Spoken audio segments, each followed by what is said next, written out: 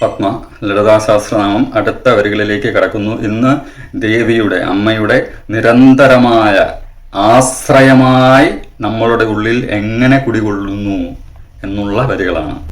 നിത്യമുക്ത നിർവികാര നിഷ്പ്രപഞ്ച നിരാശ്രയ.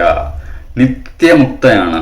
നിത്യ നമ്മൾ മുന്നും പറഞ്ഞതാണ്. നിത്യ എന്നാൽ നിരന്തരമായത്, ശാശ്വതമായത്, സനാതനമായത്. നിത്യമുക്ത. മുക്തി എന്നുള്ളത് നമ്മൾ മനുഷ്യർക്കാണ്. പക്ഷെ അമ്മ മുക്തയാണ്. അമ്മയ്ക്ക് മുക്തി എന്നൊന്നല്ല. മുക്ത ഇസ് ഈക്വൽ ടു അമ്മ അല്ലെങ്കിൽ ദേവി. അപ്പോൾ ദേവി ഓൾറെഡി മുക്ത എന്ന ആ ഭാവത്തിൽ തന്നെയാണ്, ലിബറേറ്റഡ് ആണ്. അത് വാക്കുകൾ കൊണ്ട് പറഞ്ഞ് മനസ്സിലാക്കാൻ പറ്റുന്നൊന്നുമല്ല.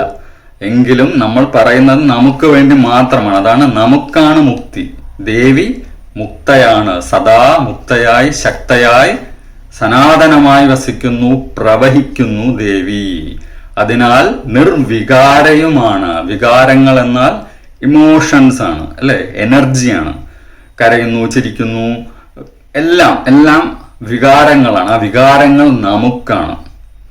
അമ്മയ്ക്ക് ആ വികാരങ്ങൾ അല്ല. അപ്പൊ വികാര അതീതമായ ദേവിയാണ്, നിർവികാര. അപ്പൊ വികാരങ്ങൾ നമുക്ക് വരുന്നു, പോകുന്നു. അത് ശക്തിയാണ്. അതിനാലാണ് നിർവികാര നിഷ്പ്രപഞ്ച.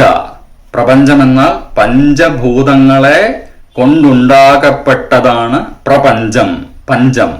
അപ്പോൾ ആ നിഷ്പ്രപഞ്ച എന്നാൽ ആ പ്രപഞ്ചത്തിനും അതീതമായത്. അതാണ് പഞ്ചഭൂതങ്ങളായ പ്രപഞ്ചവും അമ്മയാണ്. ആ പ്രപഞ്ചത്തിനുള്ളിൽ വസിക്കുന്ന നമ്മളും അമ്മയാണ്. പ്രപഞ്ചന അതീതമായത്, അതിനപ്പുറം ആഴത്തിൽ എന്തെങ്കിലും ഉണ്ടെങ്കിൽ ആ ശക്തി പ്രവാഹവും അമ്മയാണ്. അതാണ് നിഷ്പ്രപഞ്ച നിരാശ്രയ. ആശ്രയങ്ങൾ, ആശ്രയം നമ്മൾ ദേവിയെ, ഭഗവാനെ പ്രാർത്ഥിക്കുന്നു. ആശ്രയം നീയേ ഉള്ളൂ എന്ന് പറയും. അമ്മ ഓരാശ്രയങ്ങളും ഉണ്ടാകാത്ത ആൾ. അതായത് മറ്റൊരു സപ്പോർട്ട് സിസ്റ്റവും ദേവിക്ക് വേണ്ട. കാരണം അമ്മ തന്നെയാണ് ശക്തി. അതാണ് ആശ്രയങ്ങൾ ഒന്നും വേണ്ടാത്തതാണ് ദേവി. നിരാശ്രയാണ്, പരാശക്തി.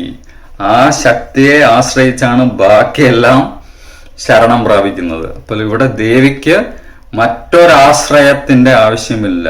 സ്വയം ഉദ്ഭവിക്കുന്നു, സ്വയം പ്രവഹിക്കുന്നു. എന്നാണോ ആ പ്രവാഹത്തിന്റെ തടസ്സം വരുന്നത്, വീണ്ടും അവിടെ നിന്ന് മറ്റൊരു പ്രവാഹം ഉദ്ഭവിക്കുന്നു. അപ്പോൾ സ്റ്റാഗ്നന്റ് എന്നൊരവസ്ഥയില്ല. എല്ലാം സനാതനമാണ്. അതാണ് നിരാശ്രയ നിത്യശുദ്ധ നിത്യബുദ്ധ നിരവധ്യ നിരന്തര. നിത്യശുദ്ധയാണ്. ഒരു തരത്തിലുള്ള മാലിന്യങ്ങളും ഇല്ലാത്തതിനാൽ ശുദ്ധ. മാലിന്യങ്ങളില്ല, മാലിന്യങ്ങൾ ഇല്ലാത്തതിനാൽ. അപ്പൊ മാലിന്യങ്ങളും അമ്മയായി മാറുന്ന അവസ്ഥയും കൂടിയാണ് ഇവിടെ പറയുന്നത്. സകല മലങ്ങളും മാലിന്യങ്ങളും ശുദ്ധമായി മാറുന്നു, നിത്യമായി മാറുന്നു. നിത്യശുദ്ധ നിത്യബുദ്ധ. ബുദ്ധൻ എന്ന വാക്ക് എപ്പോഴോ ആണ് നമ്മൾ കേട്ടത്. അതിനു മുൻപ് എപ്പോഴോ പറഞ്ഞ വാക്കാണ് ബുദ്ധ. അപ്പോൾ ബോധോദയം സംഭവിക്കുന്ന, ബോധോദയം തരുന്നതിനാൽ നിത്യബുദ്ധ. ഇന്റലക്റ്റും ഉണ്ടാവും, യുക്തിയും ഉണ്ടാവും, റാഷണലുമാവും. അപ്പോൾ നിത്യബുദ്ധ. നിരവധ്യ. നിത്യബുദ്ധയുമാകുന്നു, നിരവധ്യയുമാകുന്നു. അവധ്യ അതായത് ഒരു തരത്തിലുള്ള കുറ്റങ്ങളോ കുറവുകളോ ഉണ്ടാവുകയില്ല. എപ്പോഴും നിറവ് മാത്രമാണ്. നമ്മൾ കുറ്റവും ശിക്ഷയും എന്ന് പറയും. ഇവിടെ ശിക്ഷ എന്നാൽ പണിഷ്മെന്റ് അല്ല, ദണ്ഡനമാണ്, പഠിപ്പിക്കലാണ്. ആ പഠിപ്പിക്കലും ആ തരത്തിലുള്ള നിറവും തരുന്നത് ഉള്ളതും ദേവിക്കാണ്. അതാണ് നിരവധ്യ. നിരന്തര. നിരന്തര എന്നാൽ നമുക്കറിയാം സനാതനമായത്. ഒരു കണ്ടിന്യൂഷൻ എപ്പോഴും ഉണ്ടാവും. ഒരു പ്രോസസ്സാണ്, നിർത്തലില്ല. അപ്പോൾ ആ ഗ്യാപ്പ് ഇല്ലാതെ ഉണ്ടാകുന്ന ആ ഫ്ലോ എന്നുള്ളതാണ് അമ്മ. തടസ്സങ്ങൾ ഉണ്ടാവും, ആ തടസ്സങ്ങളെ മറികടക്കും. അതാണ് ആ ഫ്ലോ ഓഫ് എനർജിയാണ് ദേവി. പ്രവാഹം, ശക്തി പ്രവാഹം. വളരെ പ്രധാനമായിട്ടുള്ളൊരർത്ഥം നിരന്തര, അന്തരങ്ങളില്ലാത്തത്. ഞാൻ, നീ, ഞാനാണ് വലിയ ഭക്തൻ, നീ ചെറുത്. ഇന്ന ദേവിയെ പൂജിക്കുന്നതുകൊണ്ട് നീ വലിയ ആൾ, മഹാദേവനെ പൂജിച്ച വലിയ ആൾ. ആ അന്തരങ്ങളില്ല. അന്തരങ്ങളില്ലാത്ത അവസ്ഥയാണ് ദേവി. അന്തരങ്ങൾ ഉണ്ടായാൽ നിരന്തരയല്ല.